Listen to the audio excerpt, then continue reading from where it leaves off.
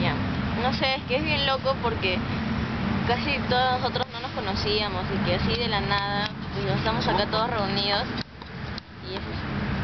y es raro pues porque todos pensábamos que íbamos a terminar con nuestros salones anteriores, estábamos acostumbrados a otra gente, otro ritmo pues, pero ahora que los conozco, no sé, es otra cosa. Antes nos llevábamos, tal vez habían demasiados grupos en el salón, todos separados, ahora todos estamos acá juntos y tal vez ya no nos volvamos a reunir, pero vamos a hacer todo lo posible para hacerlo, porque, no sé, así todos significan bastante para mí y siempre me han apoyado. Me gustaría volver a verlo. Ya,